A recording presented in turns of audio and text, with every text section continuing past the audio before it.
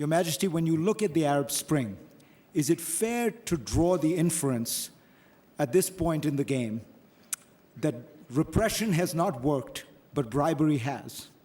By which I mean to say the states that attempted repression are either the regimes are either gone or teetering, like Syria. But those that have large oil wealth were able to provide patronage of various kinds, particularly in the Gulf, have all survived. Well, for example, in my country, 90% of the people are still adverse of being aligned to political parties. So although we've had this wonderful parliament outcome of 56% plus, way beyond, I think, anybody's expectations, the challenge now, and I see in Jordan specifically, the hard work for us is actually creating that political party culture where people, the word is hizb in Arabic, and for Jordanians to be part of a hizb is still instinctively something wrong.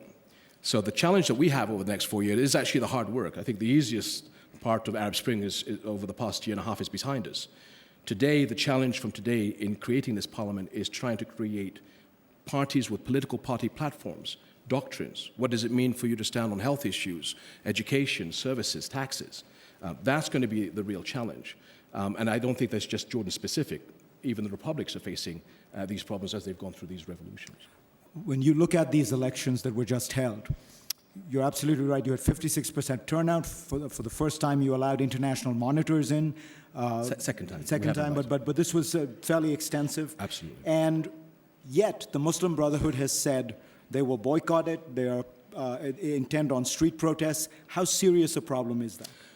In actual fact, if you're living in Jordan today, they will tell you that is not a serious problem whatsoever. At the beginning, the doubters out there and the opposition didn't think that anybody would register to vote. We had an unprecedented registration, 70%, which is much higher than any other country in the Middle East.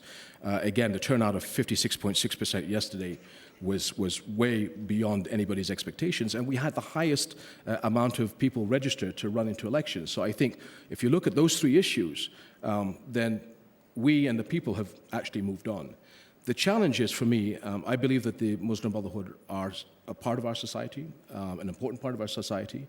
And my message has been to them over the past several days is that whatever decisions that we all took, whatever positions we all took, that's all in the past. Let's bygones be bygones. I think if we're going to move a political reform in the future, it's got to be inclusive. Everybody has to have a stake in it.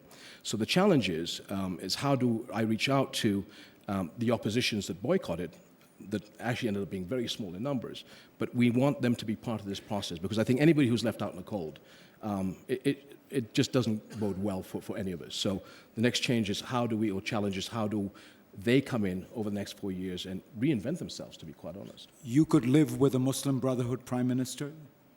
Again, if you look even at the Egyptian elections, and see how many people registered and how many people voted, the Muslim Brotherhoods that ran for elections there was only about 12% of the country.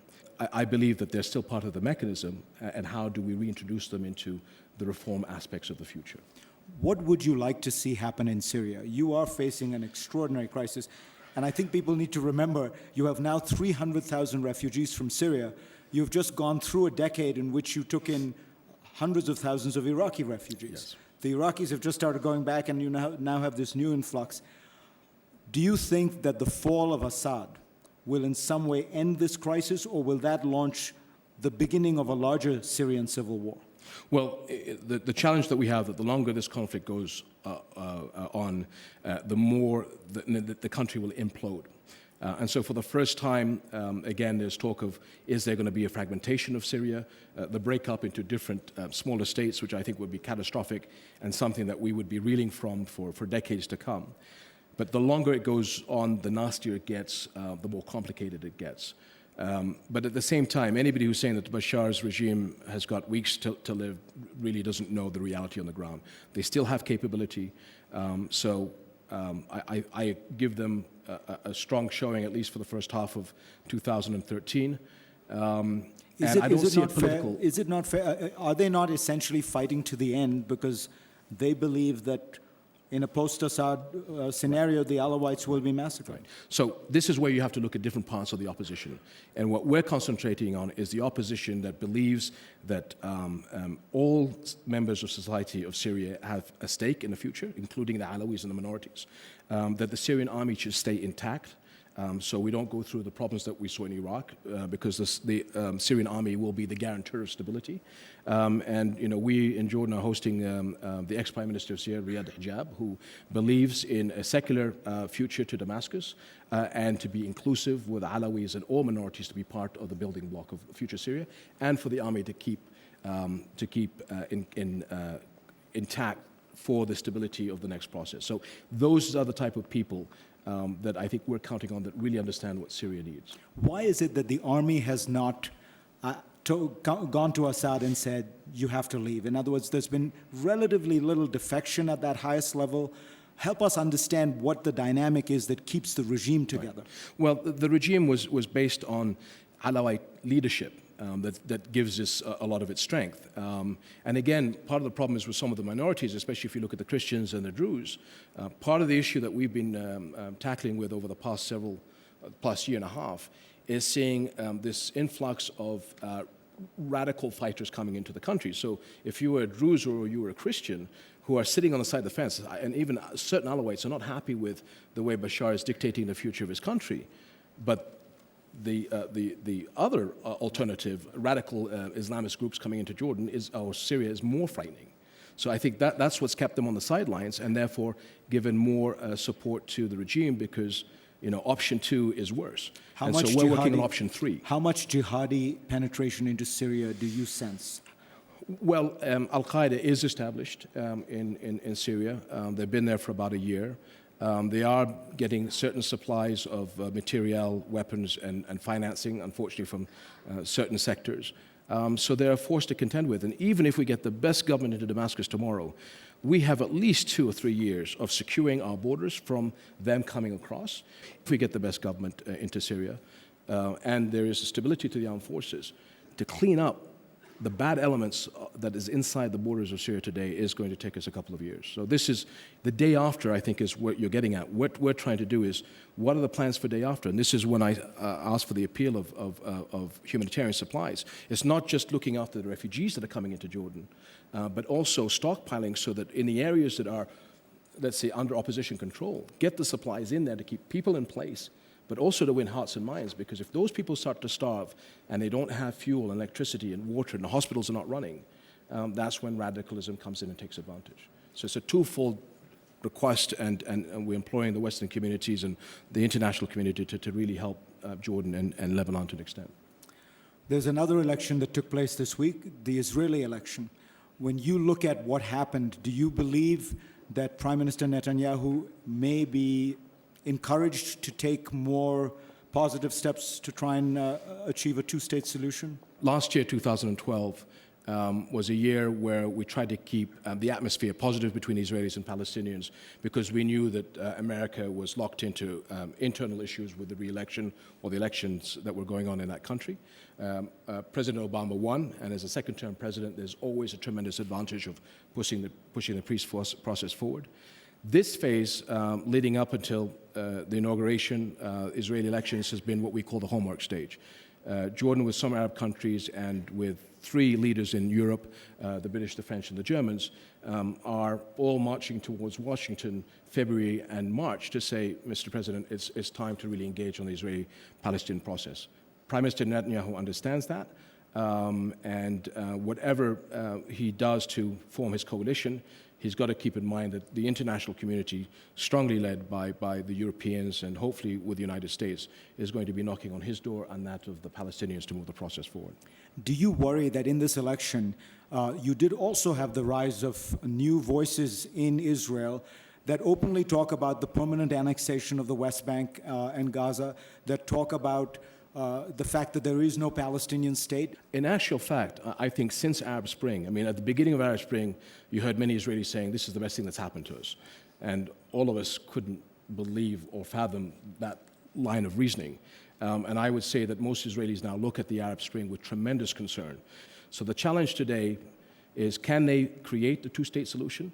And quite honestly, I don't think, if we're not too late, the two-state solution will only survive as long as the end of President Obama's term. Beyond that, if we don't fix it in the next 4 years, I don't believe it'll ever happen. Don't the Israelis have a point when they say, how can we make peace with the Palestinians when one wing that rules Gaza, Hamas, does not even accept our right to exist? Well, if you're looking at actually recently a lot of the Hamas leadership's positioning, knowing that you've got now a second-term president in the United States, are being a bit more realistic on how they deal with the coming phase, because really this is their last chance the next 4 years. And the question to Israelis also, I mean, if I can throw it back, is if there's no two-state solution, then the only other alternative is the one-state solution, which I think scares Israelis more, because if they don't invest in a two-state solution, which is the only way that I think they will be able to come out of this crisis for the long-term stability of Israel, if it's a one-state solution, then is it democratic or is it apartheid? And this is a serious challenge to the Israelis. So therefore, many of us believe, including many in Israel, that the two-state solution is the only option to go for. A final question. I mentioned, repression didn't work. Bribery seems to have worked. You haven't repressed. You don't have the money to bribe. Do you feel like you've managed this kind of balancing act in Jordan, and that you worry that all these pressures from Syria, the Israeli issue, could destabilize it all? Well, it goes, I think, without saying that the past year and a half with the very difficult challenges to our economy, to our gas being cut off, or Egypt that got us into the financial difficulties that we're facing today, instabilities in Syria have definitely added to the challenge. But Jordan has always, I think, looked at whatever policies they have not to use other things that are happening in the area as an excuse. I think the difference between Jordan is, and many other countries is, we took a different approach. And we pushed for evolution, not revolution. And the only way you can do that is through the rule of law. So a national committee was put together, and they changed a third of the Constitution, created an independent commission for elections, a new constitutional court, many other laws. And we did have tremendous pressure in Jordan to go straight for elections. And quite honestly, we stood our ground, changed the Constitution first, go to elections.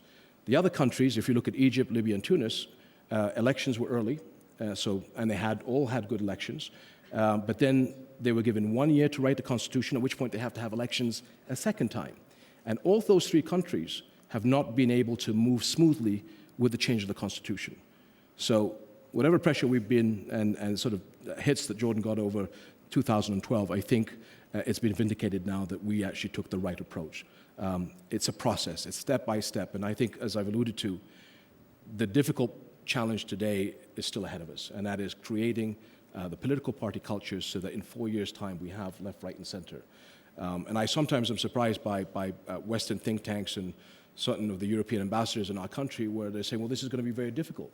So you think? I mean, this has been a major challenge, and you can't have this by waving a magic wand. It's going to take hard work to create doctrine and platforms so that people start to, for the next elections, vote for candidates because they're on left or right of these particular issues.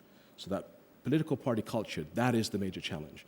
And where we're starting from low down in Jordan, I think we're still steps ahead of many, many countries in the Middle East. So it's going to be tough for all of us. But that's the only way I think that we can do it. Your Majesty, thank you very much. This was a fascinating conversation. Thank you. Thank you.